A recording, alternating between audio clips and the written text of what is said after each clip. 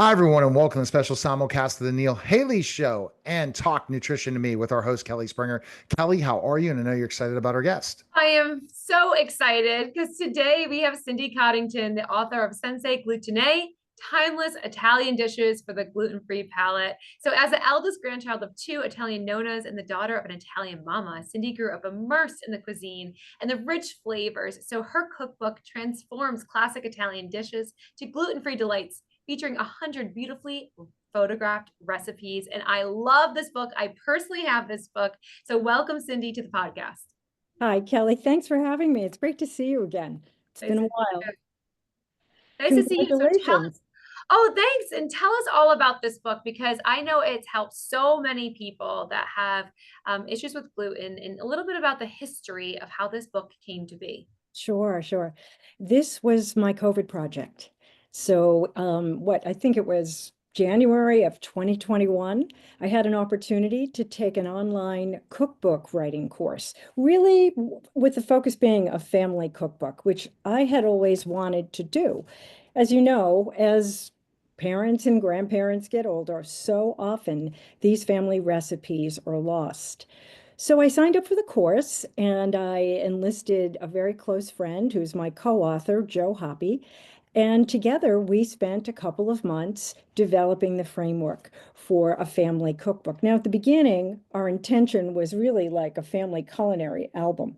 But once we got to 100 recipes, we realized that other people would really benefit from this as well. Just, I should mention, we're both 100% Italian American and we're both gluten intolerant.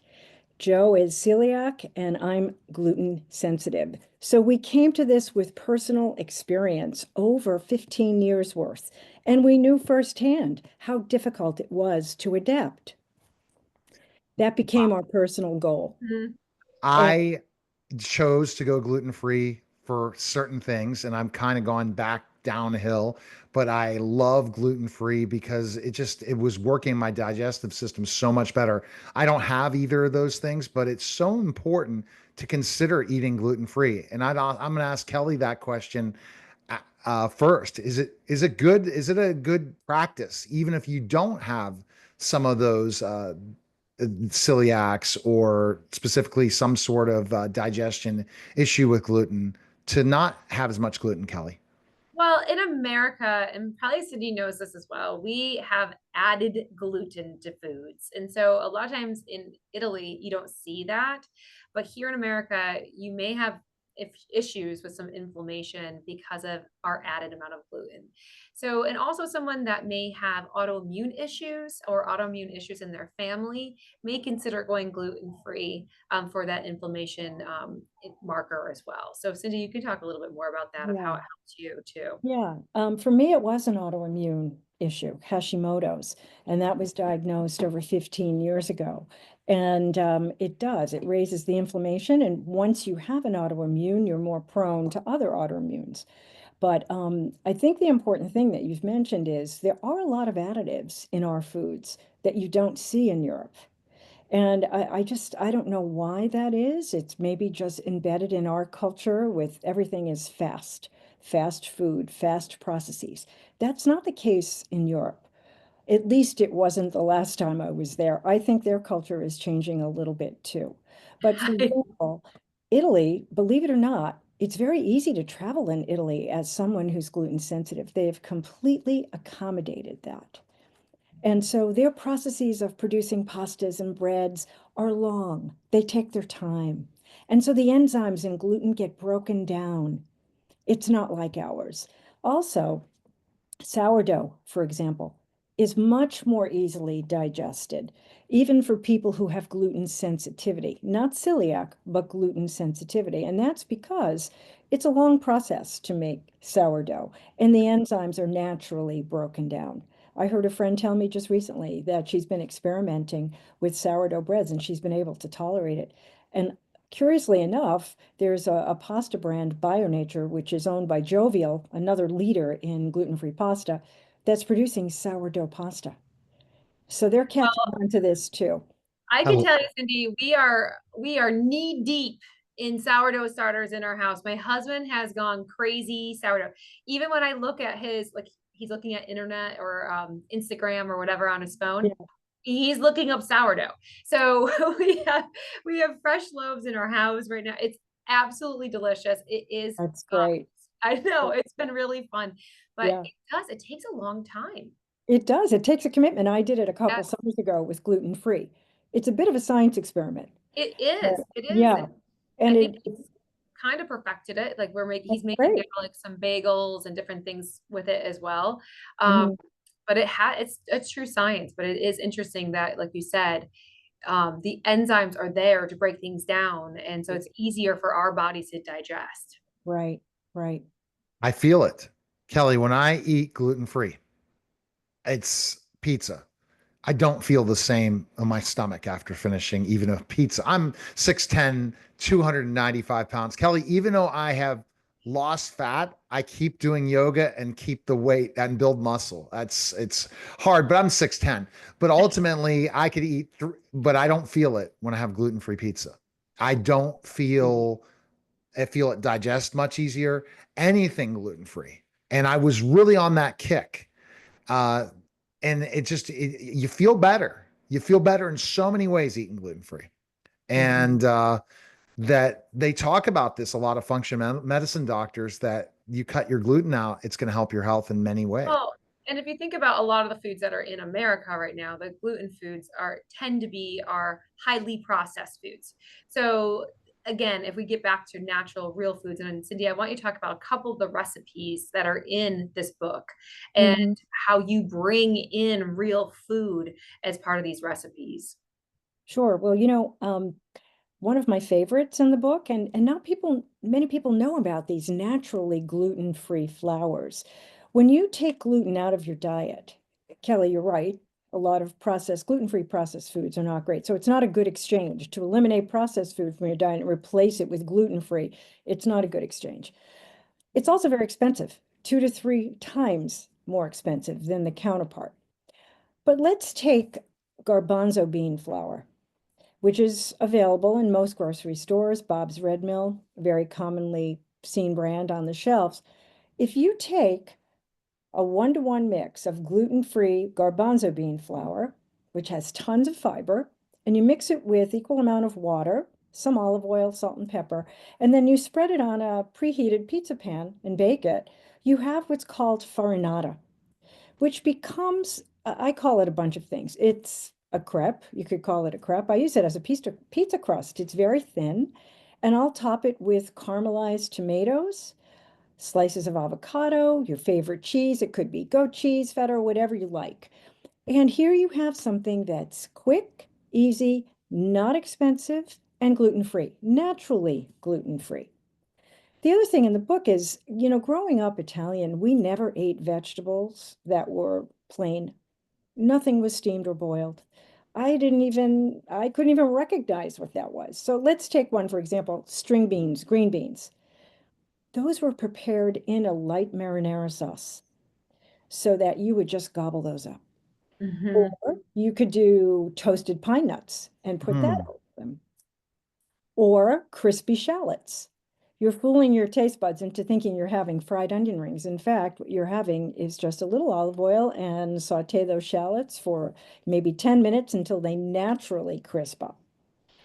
All kinds of ways to prepare vegetables that are delicious. And it's really about, yes, we need to get the gluten out of our diet, but we don't want to replace it with things that are unhealthy.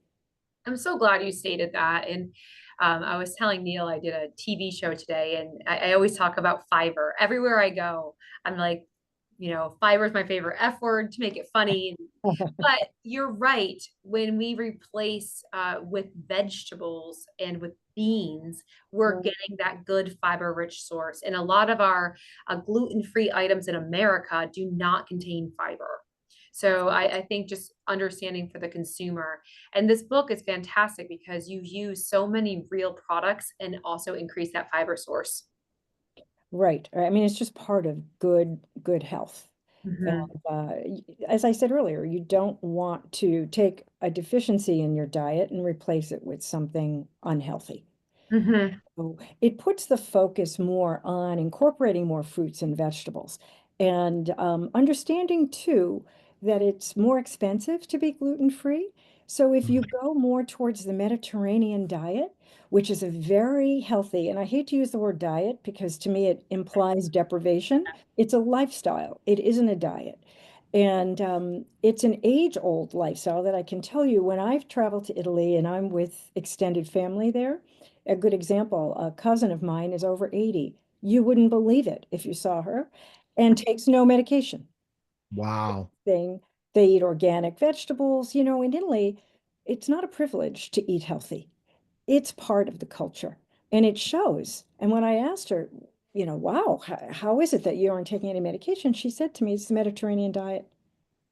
It is. It's So a lifestyle. it's a It, like you lifestyle. said, it is. And I love that fact. And someone asked me that recently about the Mediterranean diet. And I said the same thing, Cindy. I said, it is not a diet, it is a lifestyle. And it's incorporating Right. proteins and fiber throughout the day. Socialization is a big part of it, movement's a big part of it. And so it's not in America where like one thing, like, oh, you need to take magnesium or you need to do this. The Mediterranean lifestyle incorporates fruits and vegetables and whole healthy good fats, and it really brings it all in together. Right. And seasonal. Hmm. We're eating things Hmm. that are in season. And, we're eating, and I'm guilty of this too. I'm eating strawberries. Well, they're not in season. But, we have to, if we could change our thinking to just focus on those things that are fresh and seasonal. Food is medicine. And it does take, I will say though, it does take a commitment and shedding a little bit of the mentality that everything has to be prepared so quickly. For gluten-free, I've always spent a lot of time in the kitchen because it's a passion for me, but not everyone has that. You don't have tons of time. And so choosing those things that are naturally gluten-free, I think will achieve a lot of objectives. First and foremost is being healthy. Secondly, is not taking a huge bite out of your budget. And three, just simple to prepare. And that's kind of the basis of Italian cuisine. Fresh ingredients, simply prepared. My it was really interesting. My fiance says she needs to find a good way to make gluten-free bread. She likes everything else gluten-free, but somehow bread is one of the most Mhm. difficult ones. She doesn't like anything that comes from the store, but she likes gluten-free as well. It's Mhm. somehow, but bread, it's hard to find that. So you have some recipes to make bread? We do. We have a recipe in the book for an artisan bread. And I will say that baking gluten-free is a little tricky. It takes more practice. And we're constantly experimenting, which is a lot of fun. Now on the market, there's a gluten-free flour, a 00 gluten-free flour. And what it is, I don't know the processes behind it, but they deglutenize the wheat. And so for someone who is celiac and gluten sensitive, you can use this and it behaves very well, especially in bread recipes. Someone who has a wheat allergy, you can't. And it's commonly used in Italy. In fact, it's produced in Italy. So I've been experimenting with that for flatbreads, artisan breads, but I've actually moved beyond that, Neil, to incorporate healthy, naturally gluten-free grains, sorghum, Mm. oat flour, buckwheat. Buckwheat, of course, when you hear buckwheat, you think there's wheat. There isn't. And it's got a wonderful nutritional profile. I spent a long time developing a recipe for muffins in the morning that aren't little cakes, but are healthy morning muffins that have 4 different types of naturally gluten-free flours, along with unsweetened applesauce and as little sugar in there as possible. I think there's a third of a cup of a dark maple syrup, no refined sugar. So see, Neil, I told this is an incredible book. I mean, Yeah, this I mean, I already am blown away by it Yeah, because it's yeah. truly incredible. So I've told you, my husband is Russian and Italian. We have a lot of these simple types of cooking in our home. So I'm very lucky to have someone who does appreciate the kitchen and spends time there. Mhm. But these recipes are easy too. And for someone like me, who's not as gifted in the kitchen, I found a lot of these recipes so easy and delicious. So I think this book is going to truly help a lot of people get them access to some things that they may not know of. A lot of people don't know about these grains, these ancient grains. So You know, I think this is education along with fantastic ways to make food taste great.